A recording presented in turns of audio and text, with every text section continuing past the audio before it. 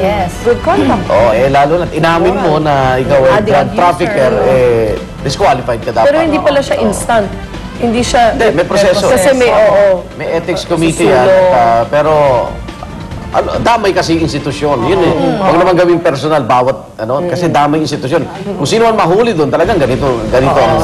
Pati kinawis, ba? Pwede naman siya magbabae. Pwede siya bumitaw, di ba? Siya mismo. Siya mismo bumitaw. Mas mabilis yung proseso. Mas masarap pa ngayon nag-resign kaya siya pinatalsik. Actually, consider nga din ng korte doon sa Hong Kong na kongresista siya dito sa Pilipinas. Kaya ganun ang sa kanya. Tapos mayaman, meron naman mga negosyo. Hindi niya naman talaga ibibenta daw yung droga doon sa Hong Kong. Okay, mga iga, sa iba pang balita, matapos samaan ng ubo at hika, maraming residente ng Irusin sa Sorsogon dahil nga sa dami ng abong ibinuga ng Bulkang Bulusan. Ngayon naman, ang kanilang pinoproblema, ang pagragasa ng lahar. Yan ay dahil sa paglakas doon ng busang ulan itong mga nakaraang araw. Napinsala tuloy ang mga pinagkukunan nila ng tubig at nagiging pahirapan ang pag-iigib ng mga residente ng Barangay Cogon.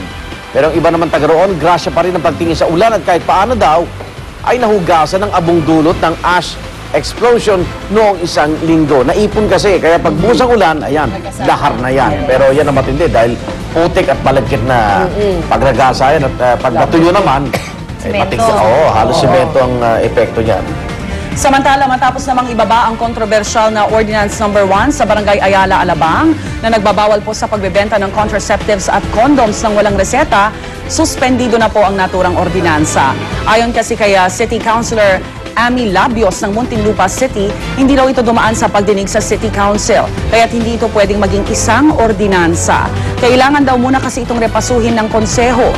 Kung magpupumilit raw ang Barangay Ayala, Alabang na ipatupad ang pagbabawal ng pagbabawal dito sa pagbebenta ng contraceptives at condoms ng walang reseta, posibleng masuspinde o madismiss ang mga barangay official.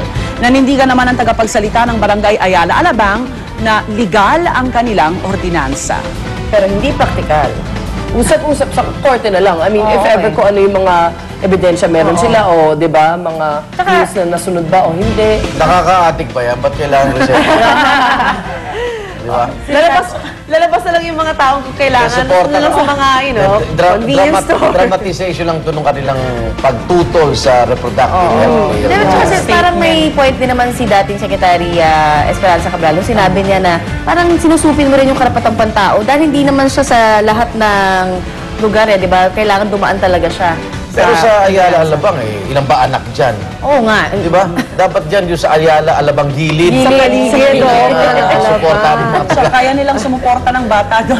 Dahil araw-araw doon, fiesta. Kaya yan. Samantala, daang taga-suporta naman ng Reproductive Health Bill ang nagtipon-tipon sa harap ng gusali ng CBCP kahapon. Nagmarcha at nagsagawa ng programa ang mga grupong kabilang sa Reproductive Health Advocacy Network. Isang open letter ang binasa nila na naglalaman ng kanilang panawagan sa mga obispo na ikonsidera ang kapakanan at kalusugan ng ina sa usapin ng pagpili ng uri ng birth control na mapanatural man yan o artificial. Nag-alay pa ang grupo ng bulaklak at nagtirik ng 11 kandila na simbolo raw ng 11 kaso ng maternity deaths araw-araw.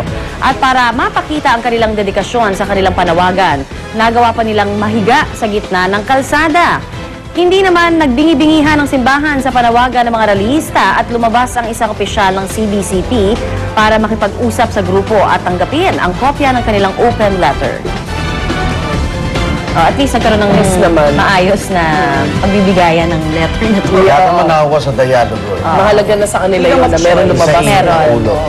Ay, pasadaan naman natin ang mga ma-aksyon na balita sa umagang ito sa ating Ronda Reports.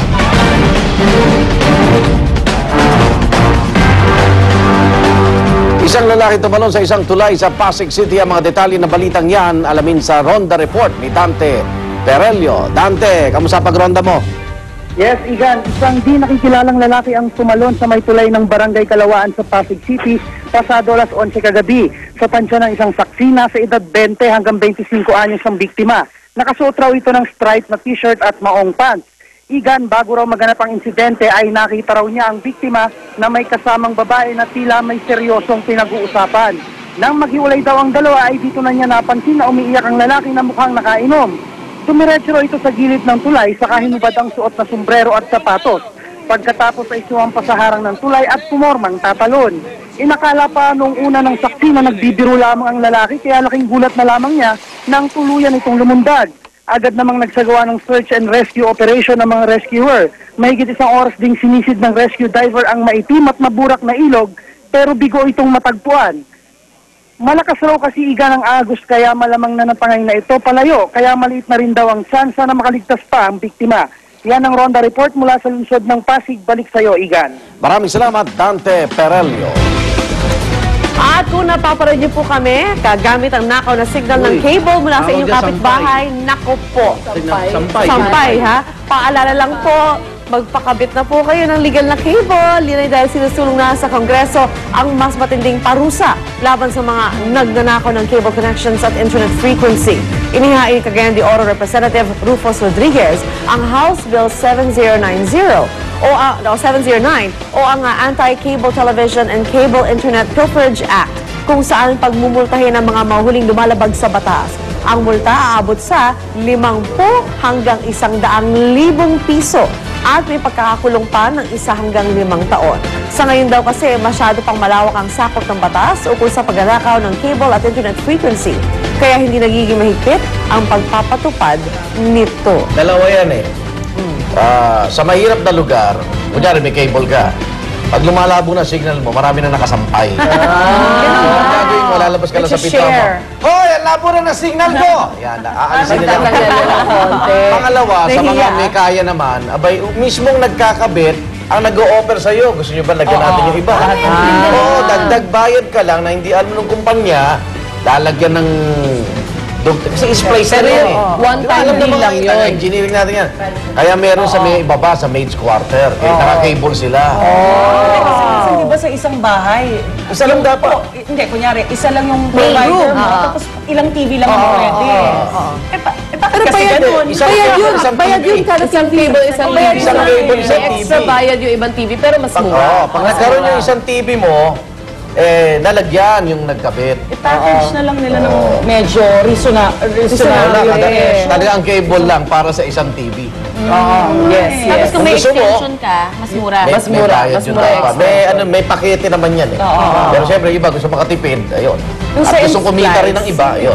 Yung sa internet ang medyo mahirap, diba? Ay, mahirap yun. Oo, makapick up ka lang ng signal at makapasok ka, tapos Ay, mga wala wifi. access. Ako magpaparent ka na ng wifi. Yan yan lang, yung wifi source. Dapat nga, wifi free lahat ng sa buong Pilipinas eh. Dahil hindi naman nadadagdagan ng bayad yan eh. Correct. Kahit na kunwari gano'ng karaming gumagamit. Exactly. Yung mismo bumili, yun. Nakakarga sa kanya eh. Pero, di ba nakafix yun? Nakafix yun eh. Fix naman yun eh. Monthly bill to. At ngayon naman, alamin na natin Salamat, ang Connie. pinakasariwang presyo ng mga bilihin sa palengke. At nasa Mega Q-Mart ngayon, si Kumar Susan Enriquez. Kumars.